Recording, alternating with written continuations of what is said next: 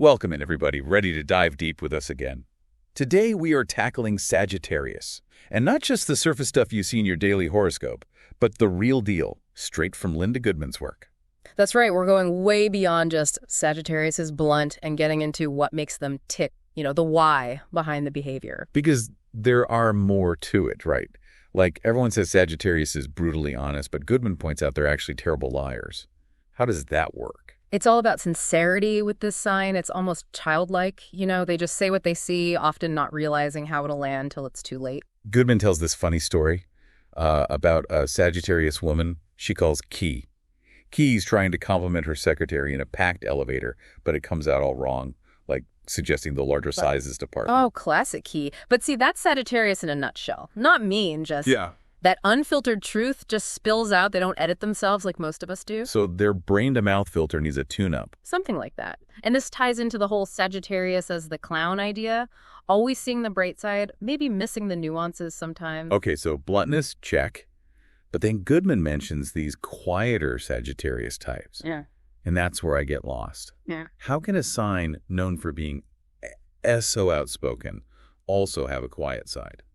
It's a good question, and this is where things get interesting. The quiet Sagittarius isn't actually silent. Their mind is just as active. They're just processing it all internally. Think of that quiet person at the chessboard, thinking 10 moves ahead, but you don't know their plan till they make their move. Oh, so it's not that they're not thinking or feeling deeply. They're just not as, outwardly expressive about it all the time. Could that be why they're drawn to those big causes, like their arrows are aimed at something most of us don't even see? Absolutely. It's not fleeting whims. There's this deep desire to make a difference, to make things better. Remember, Sagittarius is on a quest for truth and meaning, and sometimes that takes them to champion things that really resonate with them deep down. Speaking of deep down, their generosity is something else.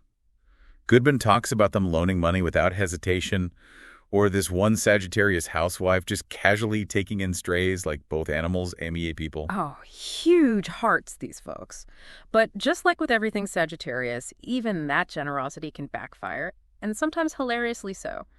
Remember Key, our elevator compliment queen? I have a feeling I'm going to regret asking, but what'd she do? Well, she once decided her boss, who was in recovery from alcoholism, just needed to be told about this big party, completely missing why that was a terrible idea. Wow. Okay, so maybe this is me jumping ahead, but is this clumsiness tied to their famous impulsiveness? Like, do they act first and think later? You got it. That impulsivity is core to who they are. Explains the love of speed, travel, anything with a little risk to it. Not malice, just all that Sagittarius energy needs an outlet. Back again, and still unraveling the mysteries of Sagittarius. It's interesting how Goodman emphasizes that their bluntness, even when it's cringeworthy, really isn't meant to be cruel. Right. Like they're announcing some universal truth they just figured out, but they forget the rest of us need it sugar-coated a bit. Exactly. And to get this, you got to factor in their ruling planet, Jupiter.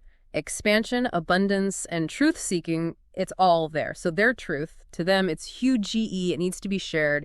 They kind of forget not everyone's ready for that unvarnished take.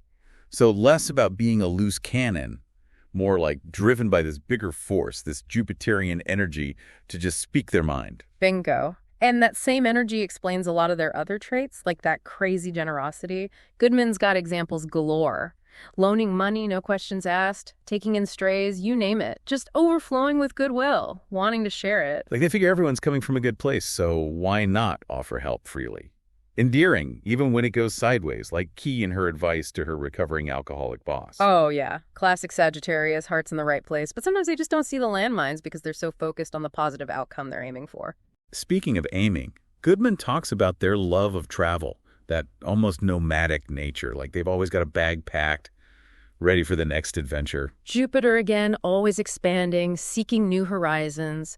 For a Sagittarius, staying put too long, it's like being suffocated. They need that movement, that sense of exploring the unknown. That's what makes them feel truly alive. And it's not just physical travel, right?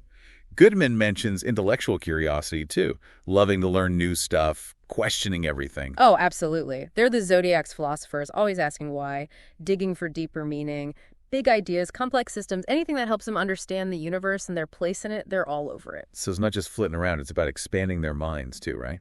You got it.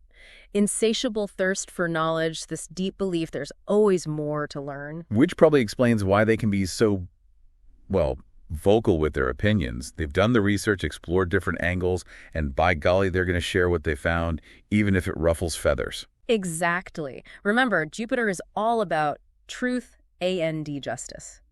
So when a Sagittarius sees something they think is wrong, they almost half-assed to speak up, fight for what they believe in. Even if it means going against the crowd, challenging authority.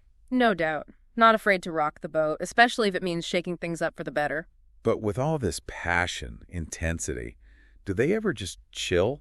Like, is there a time when a Sagittarius is content to just sit back and relax? Of course. They've got that fun-loving side too, don't forget. Love to laugh, good company, know how to enjoy the simple things. So it's not ale-wrong grand adventures in intellectual debates. Not at all. They've got that childlike wonder, that zest for life that's just infectious. Goodman actually compares them to clowns in a circus, always finding a way to make people laugh, even when things are chaotic. Perfect analogy. They find the humor in everything, helps them stay optimistic, even when things get tough. So yeah, they're known for that fiery energy, outspoken nature, but there's a softer side too.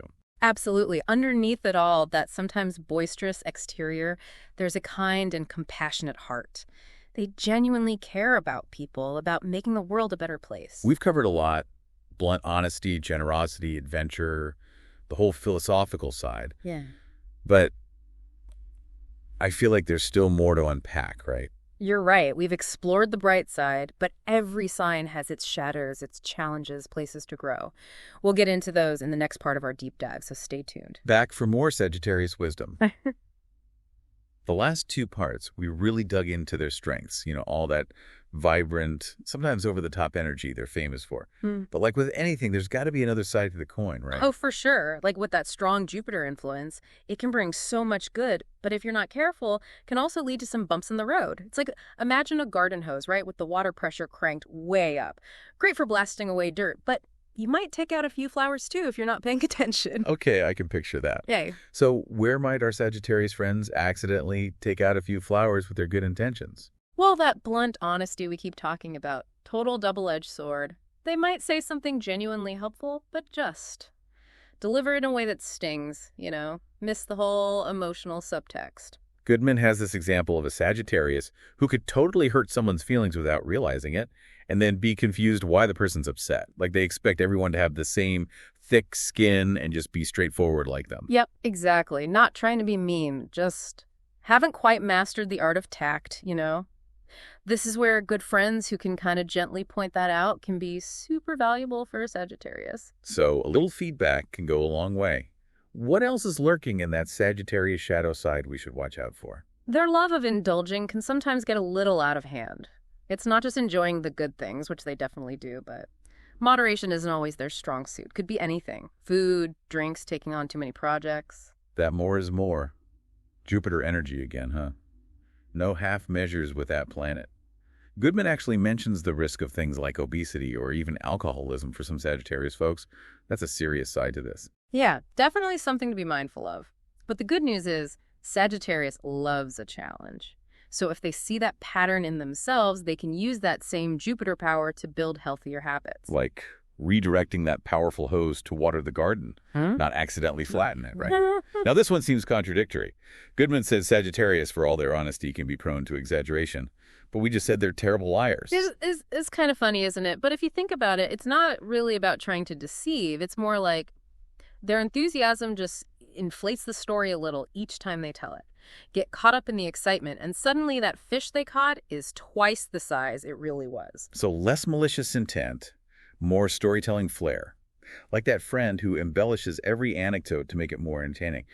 But even with these little quirks, there's something kind of pure about a Sagittarius's motives, wouldn't you say? Totally agree. It's rare to find a Sagittarius who's deliberately trying to be hurtful.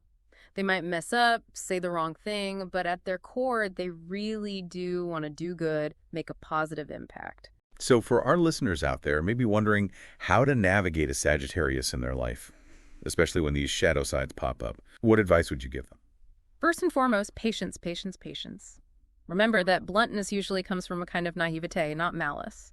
And that impulsiveness, well, that's part of what makes them so fun, so spontaneous. Trying to control a Sagittarius, micromanage them, it's like Trying to put a wild horse in a tiny stable, not going to end well for anyone. Give them space to be themselves, to explore, to mess up and learn, right? Exactly. And when those inevitable blunders DO happen, try to approach it with humor and understanding. Help them see the consequences without judgment, and they're way more likely to learn and grow from it. Sounds like the key is appreciating that bright energy, but also setting healthy boundaries so they don't accidentally burn the place down with their enthusiasm. Couldn't have said it better myself. Because Sagittarius, at their best, they're a force for good, pure and simple. Inspire us to be more honest, more generous, more open-minded. Remind us to never stop exploring, to hang on to that sense of adventure, and always believe something amazing's just around the corner. So, to everyone listening, if you've got a Sagittarius in your life, cherish them. Embrace the quirks, the contradictions, even those occasional facepalm moments. Because under that sometimes messy exterior, there's a heart of gold and a spirit that shines brighter than any star. And who knows, maybe their way of seeing things will inspire you to look at the world in a whole new way. Until next time, happy diving, everyone.